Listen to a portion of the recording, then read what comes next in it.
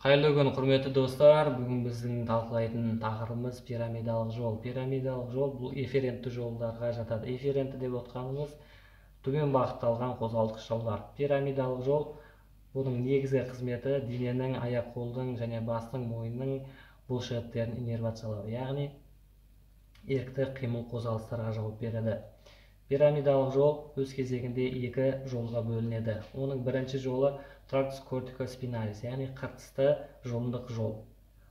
Ал екінші жолы трактус кортиконуклеарис, яғни қыртысты ядролық жол. Трактус кортикоспиналис бұл жол дененің және аяқ-қолдың бұлшықеттерін иннервациялайтын жол болып табылады. Оның басылатын жері ми қыртысында иілім алдының жоғарғы 3/2 бөлігіндегі бет жасушаларынан, яғни алып жасушаларынан басталып, төмен бағытталып, ішкі капсуланың артқы аяқшасының 3/1 бөлігінен өтіп, мынау ішкі капсула 3/1 бөлігінен өтіп, төмен бағытталып, ортаңғы миға келіп, ортаңғы мидың вентральды бөлігі, яғни алдыңғы бөлігінен өтіп, Варольев көпіріне келіп, Варольев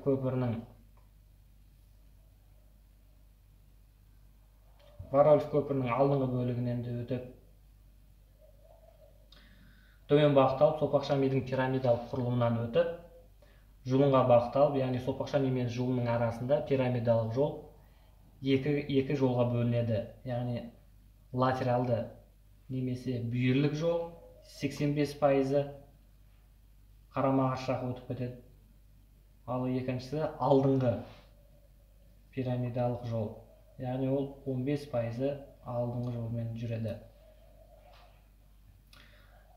Бүйір, яғни трактус кортикоспиналистің бүйір жолына келетін болсақ, бүйір жолы қарама-қарсы өтіп, жұлынға бағытталып, жұлынның бүйір бағанынан өтіп, жұлынның сұр затының алдыңғы мүйізіндегі мотонейрондарға келіп, синапс құрайды.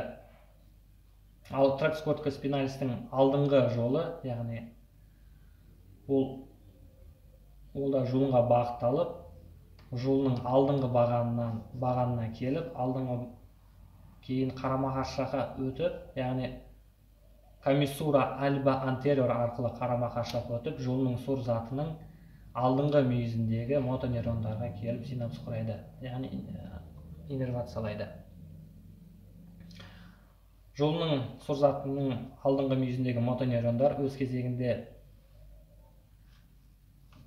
спинальды ганглийлерге бағытталып, спинальды ганглийлерден шығып, яғни денедегі аяқ-қолдарымыздағы бұлшықеттерге барады. Ал пирамидалық жолдың екінші жолы трактус кортиконуклеарис деп аталады, яғни қыртысты ядролық жол. Қыртысты ядролық жол ол бастың және беттің, мойынның бұлшықеттерін иннервациялайтын жол болып табылады. Яғни мысал алатын болсақ, мимикалық бұлшықеттер, жұтыну бұлшықеттері, тағы сол сияқтылар. Ол жолымызда бізде ми қыртысының, яғни предцентральды извилин, яғни иілім алдының төменгі бөлігінен бет клеткаларынан басталып, төмен бағытталып, ішкі капсуланың тізесінен өтіп, төмен бағытталып, ми бағанында, яғни орталық ми, Варольев көпірі және сопақша мида қарама-қарсы жаққа өтіп, бас жұп жүйкелерінің ядроларын иннервациялайды. Ортаңғы мида 3-4 ядролар орналасқан,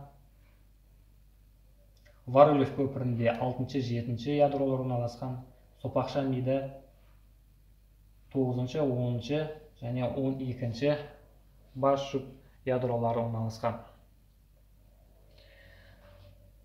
Яғни бұл трактус кортикоспиналиске келетін болсақ, трактус кортикоспиналис пен трактус кортиконуклеарис,